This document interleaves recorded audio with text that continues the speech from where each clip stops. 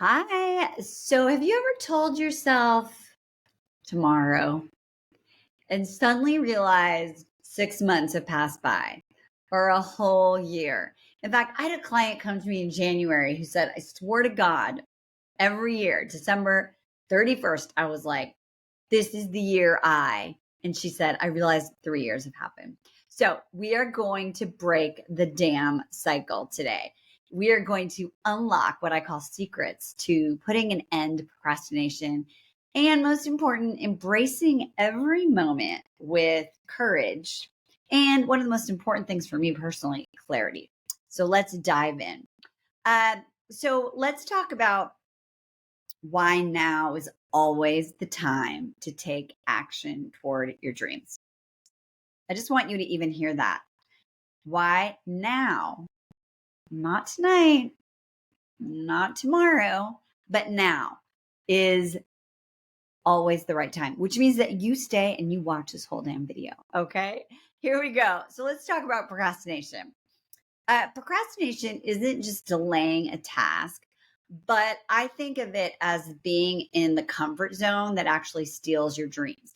So, one of the things that I do with my clients is, and you can do this with me, is draw a square and then put two lines in it. So you make like four boxes, right?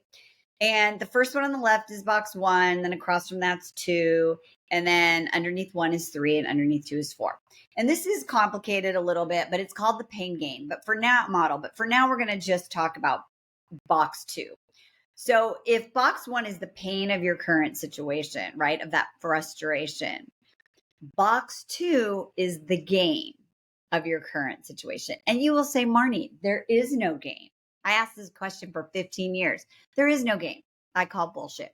At an unconscious level, there is a reason why you feel safe staying stuck, right? It's comfortable. I call it the cozy, comfy condo, right? It is the place where the pain we know is better than the pain of what we fear could go wrong or the mistake that we could make or what people would say about us, right? And so even though our pain is really, really bad, this cozy condo, this gain, this unconscious gain of staying stuck is really what is stealing your dream, which would be underneath it, box four, the gain of the future. In another video, I'll talk all about these boxes. But I want you to think about this. And I've had clients come to me who really procrastinate, right? They have an idea, they can't decide what to do, they're not sure what to do, they want to get started, they don't know how to get started, and they're really, really smart. My clients are really smart. And so there are a lot of really good reasons why not to start today. For me, in my cozy condo, in my reinvention, um, I would always say, like, I can't deal with this right now, right? Like, I have so many other things, so many problems to solve, so many people to take care of, decisions to make, decision fatigue. I can't start anything new. I can't deal with that. And also sometimes I don't know, right? Like, I don't even know what to do. So I can't deal with it. So here's something important. I don't know actually means subconsciously, I can't deal with it.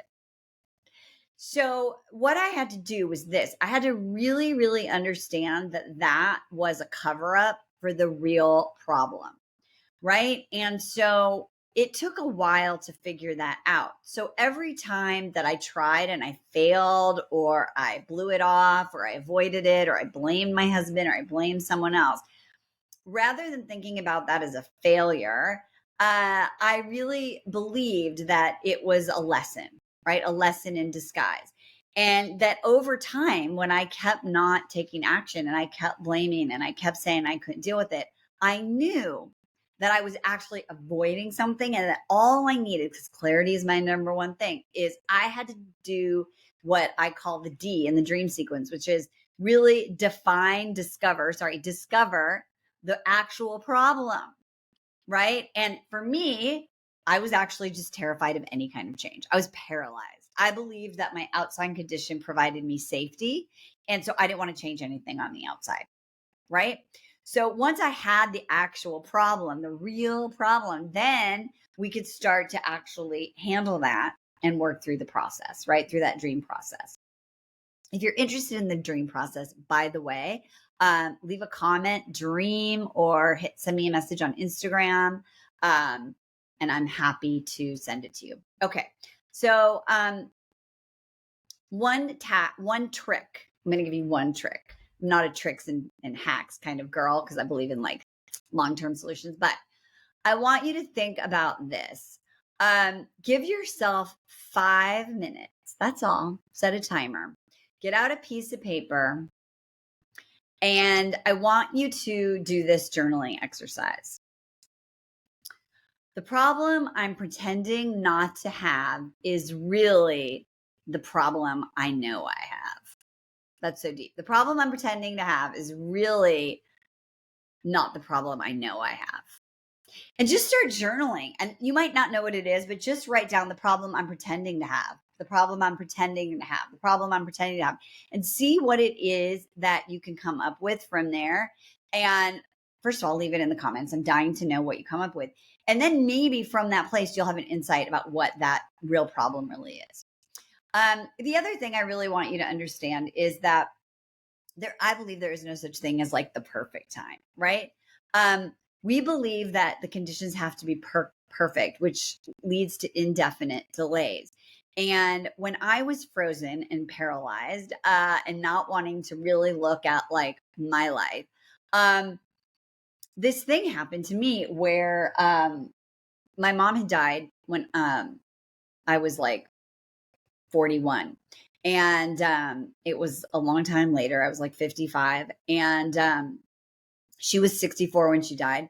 And once I started getting into this like discover part, I had this moment of realization that my mom died at 64. I was 55.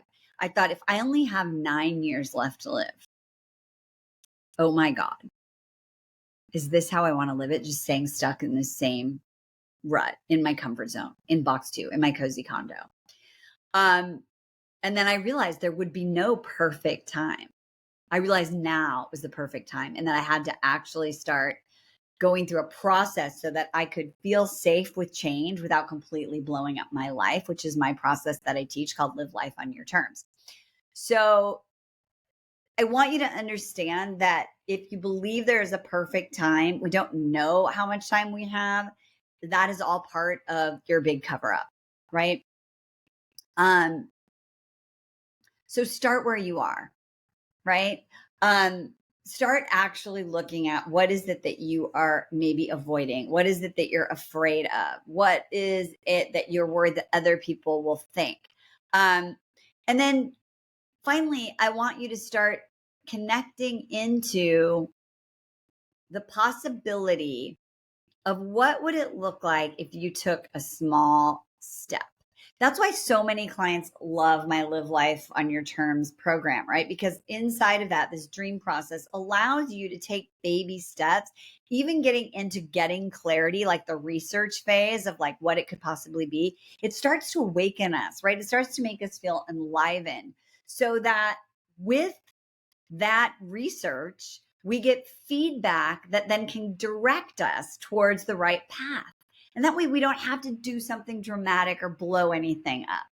And so when you get into that journaling exercise, you're starting the process, right? You're taking action that allows you to begin to uncover and discover and research what these true pieces are, which will make you feel like you're doing something now that allows you to feel like you're actually making change, right? In that model that I told you, box 3, which is underneath box 1, which if you remember, box 1 is the pain that you are feeling now, is what I call the pain of getting toward your vision, right? It's going to be uncomfortable, right?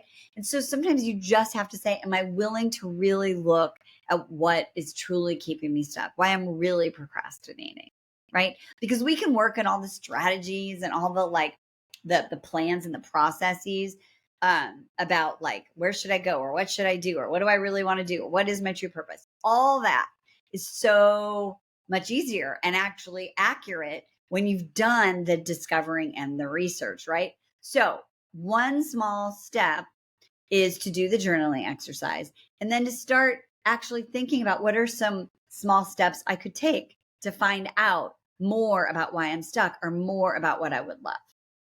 You have resources, right? You have current resources, current information. I want you to remind yourself you can adjust, right? You can adjust what you're doing as you progress rather than waiting for what you think you need. So I want you to think about what is one thing you are willing to do today, right? To take an action toward a place where you feel stuck or frozen. Maybe you could pair up with a friend, share them this video, right? Check in on your progress, do the exercise, leave a comment, let me know what you come up with. The bottom line is this: procrastination is not just a habit, it can be part of your identity. And I want you to imagine it this way.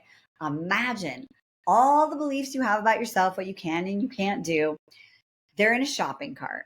And your whole life, as things have been happening, beliefs, ideas about what you can and can't do have kind of been falling into that cart. Some of them from experiences, some from what other people told you, culture, society, right? And so you might have, I'm a procrastinator, or I never finish what I start, or I'm not capable. You might have that in your shopping cart right now. But what I want you to understand is this, and it's deep, but I know you can understand. Your soul, that's not the shopping cart. You are not your shopping cart. These are identities and beliefs. I procrastinate. That's been loaded on. Your soul, the part of you that has an idea, that thing or that task that really wants to get something done, isn't the shopping cart. It's the one pushing the shopping cart. So just as easily as those beliefs fell in, you can take them out, right? Your heart, your soul at the core. I don't think you're a procrastinator. I think it's what you learned about yourself and what you believe to be true. And remember, it's keeping you safe inside that cozy condo, right? So take it out of the shopping cart. Stop waiting for perfect timing. Start discovering what's the real problem. What's the thing underneath the problem you think you really have? That's probably not your problem.